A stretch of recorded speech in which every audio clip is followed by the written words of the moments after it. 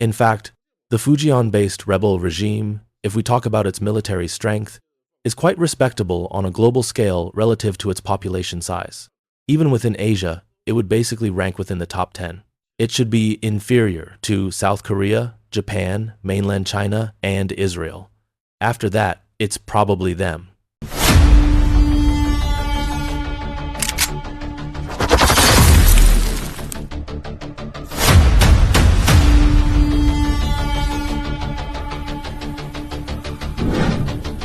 So, what's its problem? The issue is that any military force, in its composition, must consider who its primary hypothetical adversary is, and whether its system can effectively counter or defend against that adversary. Currently, it appears that the Fujian-based rebel regime basically lacks this capability. Let's first look at this. In modern warfare, if you lose the naval and air battle, the remaining forces essentially have to resort to guerrilla warfare. The Russia-Ukraine war, in reality, cannot serve as a good reference for modern warfare, because Russia never truly achieved air superiority. The Russian Air Force primarily conducted strikes at shallow depths within Ukraine. Its aircraft never flew over Kyiv. What was dropped on Kyiv were various cruise missiles or small motorbikes loitering munitions. It wasn't like the US during the Gulf War or over Yugoslavia, where US aircraft directly flew over the enemy, rendering the Yugoslav or Iraqi air forces largely unable to fly by the mid to late stages of the war. But in the Russia-Ukraine war, we see Ukrainian fighters taking off frequently, even occasionally bombing Mariupol to annoy the Russian aerospace forces. Therefore, the Russia-Ukraine war isn't a very good reference for modern warfare. In this sense, for modern naval and air warfare, the key is fighting as a system, which is the OODA loop: observe, orient, decide, act.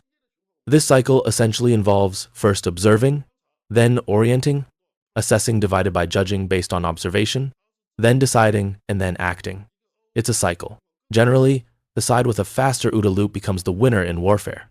Different equipment plays different roles within the OODA loop. Therefore, when we look at the Southeast island Taiwan and its weaponry, we must also examine whether this suite of systems can effectively perform its respective roles within its OODA loop. Now let's look further. For the Fujian-based rebel regime, they themselves believe, and indeed the whole world thinks so, that their most important task is to fight the naval and air battle well. Before 2005, their earliest doctrine was naval and air decisive battle, followed by annihilation at the beachhead. Later, it became decisive battle at the beachhead. Now, they talk about so-called urban warfare, but it fundamentally depends on the naval and air battle. Currently, they also believe they have no chance in the naval divided by air battle. Let's look at the island Taiwan. All its radar systems have a major problem. They are primarily large, fixed-site radars. Even those with some mobility have very poor mobility. For example, their Lishan radar is completely immobile. These assets, which play crucial roles in observation, judgment, and assessment on the battlefield, are located too close to their primary adversary. The adversary has numerous methods and weapons to strike these facilities, making them essentially indefensible. We can see that even their newest gallium nitride, GaN, long-range search radars imported from the US in recent years are very inconvenient to move and basically require external power sources. Even their existing Patriot radars have poor mobility. They are trailer, mounted, and also require external power. Firstly, if a Patriot system deploys, it takes well over an hour. In contrast, their primary adversary's OODA loop is basically within 5 minutes. Therefore, this crucial air defense system, which can influence the course of the war, has a slow OODA loop. Essentially, once their air defense positions are located, they are extremely difficult to relocate. Even just packing up the system from its position takes a very long time. Now, looking at the Southeast rebel regime, they do have so-called mobile radars. We can see the Fujian-based rebel regime actually has some mobile radars. However, these radars have several significant problems. First, their radar antenna technology is relatively outdated. Few use phased array technology. Except for the Windeye radar, which is a counter-battery radar using passive phased array, other radar antennas do not employ phased array systems. As for back-end processing capability, it's even worse. If their capability were good, the recently showcased Strongbow anti-missile system wouldn't still have a separate fire control radar on it. Basically, no anti-missile radar elsewhere in the world has a dedicated fire control radar. Only the Fujian-based rebel regime has one accompanying it. Their radar's back-end processing capability is too poor. They claim it's an active electronically scanned array, ALISA, but having a separate fire control radar for anti-missile purposes is quite peculiar. The biggest problem with their mobile radars is their short detection range. They have limited financial resources and cannot achieve full networking and integration between their mobile radars. Essentially, once their long-range radars are incapacitated, these mobile radars would operate in a disjointed, independent manner. The core of the Fujian-based rebel regime's air defense systems is primarily purchased from the US. Even their indigenous developments are largely based on US design philosophies. Therefore, we can clearly see that their long-range air defense systems have very poor mobility, mostly using trailer mounts. Their radars require external power, and deploying long-range air defense on the battlefield takes a considerable amount of time. In recent years, the Fujian-based rebel regime has also noticed this problem and begun developing so-called field air defense. We all know US air defense relies mainly on its air force. US field air defense has always been in a make-do state. During the Cold War, not only was it inferior to the Soviet Union's, it was actually worse than its NATO allies. For example, its NATO ally, the UK, had the Rapier field air defense system, and France had its Roland system. While these couldn't match the Soviet systems, they were considerably better than US ones. So, in recent years, the Fujian-based rebel regime mounted their Sky Sword 2 medium-range air-to-air missiles on trucks, creating the Land Sword 2 system. We can see that although it lacks shoot-on-the-move capability, its deployment time is relatively much faster. However, because the Fujian-based rebel regime's design philosophy for air defense missiles primarily comes from the US, we can clearly see that their Land Sword system does not integrate the search radar and guidance radar on the same vehicle. They are separate from the missile launchers. Compare this to Soviet systems like the Tor or Shtil. The Tor system integrates the search radar, fire control radar, and missiles on a single vehicle. The Shtil is slightly less integrated, co-locating the guidance radar and missiles on one vehicle. For the island's field air defense, once its radars are suppressed or destroyed, its so-called field air defense essentially becomes useless. This is a very significant problem for their field air defense. Let's continue. We often count the aircraft of the island.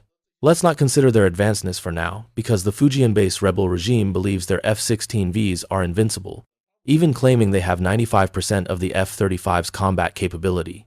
Setting aside the aircraft's advancedness, we need to consider the usage scenario for the Fujian-based rebel regime's air force. Originally, for the Fujian-based rebel regime, their terrain features a very large central mountain range.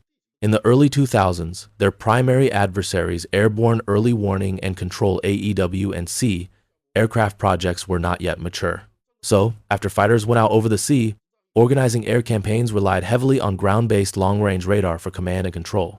In this scenario, the Central Mountain Range served as a good barrier. Their fighters could hide behind the Central Mountain Range, or fly through its valleys. This made it relatively difficult for their primary adversaries' fighters to detect the rebel regime's combat aircraft. In battle, using a sudden climb to reach the optimal launch position for missile firing was quite effective. However, after 2005, as their primary adversaries' various AEW and C aircraft entered service, and especially today in 2025, their primary adversaries' AEW and C fleet scale has become the largest in the world. Therefore, their original operational concept has become a significant problem. This includes instances like the 2019 India-Pakistan air skirmish, referred to as 57 here, likely a reference to the Balakot strike date or similar, where Indian Rafales were also terrain masking in the Himalayas, but were ultimately shot down by Pakistan from over 100 kilometers away. So now, this terrain masking tactic is no longer effective. Furthermore, originally, their primary adversary's fighter combat radius was very limited anxious. In the 1990s and early 2000s, the number of their primary adversary's long-range fighters barely reached 3 figures. In the 90s, it wasn't even 3 figures. They primarily consisted of J6 seconds, improved from MiG-19, speaker notes possible misspeak, and J7 seconds improved from MiG-21, which are relatively short-range fighters. If these fighters were to operate over the Southeast rebel regime's airspace, they could basically only come from over Fujian, essentially from the front. With the continuous building of their primary adversary's air force strength, we now know that their primary adversary's long-range fighter fleet has reached 4 figures. In this situation, many of their primary adversary's combat aircraft don't need to come from the front. They can enter the battlefield from above, multiple directions, including from the east. Moreover, their primary adversaries' air-to-air missiles have very long range. This includes their primary adversaries' KJ-500 AEW and C aircraft, which now have aerial refueling capability. Furthermore, the mainland's number of aerial tankers has surpassed Russia's, and they are primarily comprised of types like the Y-20, which have relatively large fuel capacity and very long endurance. Liberating the Southeast rebel regime actually doesn't require aircraft carriers. Even if carriers are used, they aren't primarily targeted at the Southeast rebel regime. The real carrier battle groups are mainly aimed at the U.S. across the ocean. As discussed before regarding the Type 003 carrier, even to deter U.S. intervention, your carrier group can perform a very large maneuver northeast of the Fujian-based Southeast rebel regime, effectively blocking U.S. intervention. Moreover, because this area is clearly a shallow sea region with significant ocean depth variations, you can, on one hand, deploy underwater listening networks, and on the other, deploy large numbers of unmanned underwater vehicles, UUVs. Therefore, the opponent's nuclear submarines actually dare not enter this area. In contrast, their U.S. carrier groups are in deep-sea areas, making it easy for the mainland's nuclear submarines to lurk in preset positions and ambush the opponent, which is very effective. Because deploying underwater listening networks in deep-sea areas is actually less convenient, and the effectiveness is far lower than deploying them in shallow sea areas. Furthermore, we see that for air-to-air missiles, the range differs depending on altitude. An air-to-air missile with a 200 kilometers range, if launched at an altitude of 3,000 meters, in reality only has about 30 kilometers range left. Therefore, for the Fujian-based rebel regime, employing their aircraft in air combat presents several serious problems. While the Central Mountain Range originally provided terrain masking and its ground clutter does somewhat reduce the effectiveness of AEW and C aircraft, once their fighters' altitude exceeds that of the Central Mountain Range, they become very easy for the mainland's land-based radars to detect directly. We have already seen at the Zhuhai Air Show that our country's HQ-9BE, export version of the HQ-9B, has a maximum slant range, not maximum range, that can reach 260 kilometers. This suggests that if using a high-altitude trajectory, or a mode similar to the US approach, it could easily exceed 400 kilometers. Therefore, for the Fujian-based rebel regime, if their fighters operate in air combat at altitudes higher than the Central Mountain Range, they will not only be detected, locked, and tracked by the mainland's various AEW and C aircraft or surface ship radars, but also by the mainland's long-range radars along the Fujian coast. Consequently, what they will face is not only various air-to-air missiles, but also various surface-to-air missiles and ship-to-air missiles. Therefore, for the Southeast Island, the Air Force they currently heavily rely on is, in reality, basically in a semi-paralyzed state. This includes the so-called highway dispersal exercises the Southeast Island often conducts. While temporarily taking off and landing fighters on highways isn't a big issue per se, if you require sustained combat operations, the logistical support is completely inadequate. I personally believe their Air Force would basically be eliminated in the first wave. Moreover, the mainland has a very wide variety of strike methods. For airfields, after initial suppression, there's no need to keep bombing them later. There are various more scientific and diverse means to prevent enemy aircraft from taking off. The mainland now has a very large number of various electronic jamming aircraft and escort jammers. I previously always thought our country's number of electronic jamming aircraft and escort jammers was inferior to the US's. However, after the US 2025 military power report came out, I found that the actual numbers of US long-range electronic jammers, special mission aircraft, and escort jammers have been surpassed by our country. Furthermore, our country has a significant advantage over the US. Our electronic jamming aircraft are relatively newer, and their electronic equipment is more advanced. US electronic jamming aircraft are mostly very old. Some are modified from cone 130 seconds. Their long-range standoff jammers modified from B-52 seconds have all been retired. As for escort jammers, their F-18 seconds, EA-18G Growler, well, the number of F-18 seconds themselves is just so-so, and the F-18 airframe is relatively small. We see that as an escort jammer, our country's J-16's electronic pods do not require external power. Power is completely provided by the aircraft. For the F-18, the airframe is too small, so its electronic pods require an external power source pod. In particular, regarding the so-called next-generation jammer, NGJ electronic pod of the United States, Its biggest issue lies in the further increased power generation requirement. To meet this demand, a ram air turbine generator is adopted. Consequently, if the EA-18G aircraft, which is equipped with this pod, is deployed in combat, there will actually be certain requirements for its speed, and its endurance time in the air, will become a significant problem, particularly for the US's so-called next-generation jammer, NGJ. Its biggest problem is its further increased power demand. Its power generation uses a ram air turbine generator. This means that if the EA-18G is deployed in combat, it actually has certain speed requirements for power generation, and its on-station time becomes a significant issue. Modern air combat is essentially a scenario requiring the coordinated use of multiple aircraft types. For the Fujian-based rebel regime, their aircraft types are relatively singular. They basically have no dedicated electronic warfare aircraft, just one C-130 modified for EW, and that single aircraft isn't very useful. The rest is their so-called Hawkeye AEW and C aircraft, E-2 Kelvins, which is already quite old. Although the US proposed this concept, likely an E-2 upgrade around 2000, the concept proposed at that time was also somewhat of a money-grabbing scheme. The US itself didn't actually implement this modification extensively, and mainly went on to equip the E-2D later. Moreover, the Fujian-based rebel regime sometimes saves money where they shouldn't.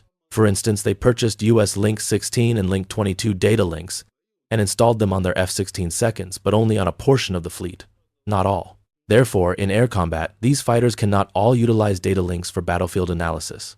Not every aircraft is equipped. This is the situation with the F-16 seconds. As for their remaining Mirage 2000s and IDFs, they are even less capable. The IDF is even worse, lacking even self-defense electronic warfare systems, basically making them sitting ducks flying turkeys in the air. As mentioned earlier, their ground-based equipment, which is crucial for observation and judgment, would be largely destroyed in the initial stages of the battlefield. Even if they wanted to use it later, its efficiency would be very low. Therefore, for the Fujian-based rebel regime, once their air force takes to the sky, they would basically be in a state of, who am I? Where did I come from? Where am I going? They would be essentially blind in the air. In this situation, they have little combat effectiveness in the air. Furthermore, up until now, they have been wanting to buy E-2Ds. The Trump administration said the E-2D does not conform to asymmetric warfare capability building and told the Fujian-based rebel regime to just learn from Hamas and dig tunnels instead. Recently, it's been quite amusing on the island. I saw some people saying, if we can't buy E-2Ds, we'll buy E-7 seconds. I found it hilarious. It's like saying, if I can't afford a Xiaoli, a cheap Chinese car brand, then I'll just go buy a Mercedes or BMW instead. It's a very funny thing. So for the Fujian-based rebel regime, if they cannot solve the problem of air combat, then there's basically nothing left to fight for. As for their navy, it's basically old, obsolete, and broken. A bunch of junk. The Chenkung class are broken down ships from the 1980 seconds. Their backbone is the 4 Kid-class destroyers. The Kid-class's radar antennas are very outdated, and their combat systems behind them are also very obsolete. In reality, they basically serve no purpose in modern naval and air warfare, especially for naval air defense. Although at the time of delivery to the Fujian-based rebel regime, the US upgraded the command systems on these air defense destroyers, overall, no matter how they were upgraded, this combat system is actually inferior to the US Aegis system that entered service in 1986. The Aegis system has been upgraded through several generations, now seemingly to baseline 10, while their Kid class doesn't even reach baseline 1 level. The Fujian-based rebel regime actually considers the problem quite comprehensively. They think that if the island's long-range search radars are all destroyed, they can rely on the Kid class deployed offshore to maintain air situation awareness. Never mind dealing with the mainland's J-20 seconds, just dealing with J-10Cs and J-16 seconds would actually stretch the Kid class's radar systems to their limits, pull down one's jacket to conceal the raggedness, meaning inadequate. After all, the earliest Aegis was only designed to counter Soviet Tu-22 seconds backfire bombers during the Cold War, not later 4.5 generation fighters, and they had to develop the Aegis system for that. How much more inadequate is the system on the Kid class? As for the other warships on the island, they are even more broken down. As for their current project to refit the Lafayette frigates with the 997 radar, the 997 radar is actually a very cheap British radar, and is also a short-range radar. Anyway, the refitted Lafayette is just so-so. I don't think it's worth commenting on. Basically, their surface ships would be taken out in the first wave. I believe the difficulty for them to escape to the open sea would be extremely high. As for the Southeast Islands Army, which boasts daily about the so-called world's strongest M1A2T, the entire M1 design is still based on the combat philosophy of armor versus projectile competition.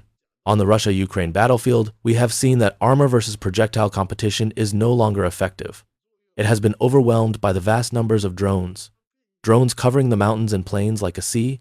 Moreover, on the Russia-Ukraine battlefield, both sides are actually fighting a relatively low-efficiency war. If it were like the mainland, where drones on the battlefield primarily serve reconnaissance and targeting functions, with the actual strike being carried out by more efficient anti-tank missiles. The Southeast rebel regime recently held some Asia-Pacific air show. I saw they showcased a bunch of various weapons even more low-end, low as in inferior, than those on the Russia-Ukraine battlefield, and they were still smug about it. Their overall operational thinking is already backward. If your operational thinking is backward, then the weapons you produce are backward, and the tactics you develop are backward. Therefore, regarding their ground equipment, I don't think there's much to discuss. The M1A2T is just so-so. As for so-called urban warfare, to fight urban warfare effectively, you either need building complexes similar to those prepared by the former Soviet Union for nuclear war, or you have to learn from Hamas in Gaza and dig tunnels underground for tunnel warfare. However, the Fujian-based rebel regime, when it comes to doing big things, preparing seriously, is unwilling to do this. So if a real fight breaks out, I don't think there will be much intense urban warfare. I believe the probability is low. It's very likely that if their Navy and Air Force are truly annihilated, by the time it comes to ground combat, a situation like Hai-2, possibly meaning a scenario akin to a quick collapse or surrender, would probably occur. Their high-ranking officials would all be bought off. And basically, the remaining ground forces would just welcome the Royal Army's landing.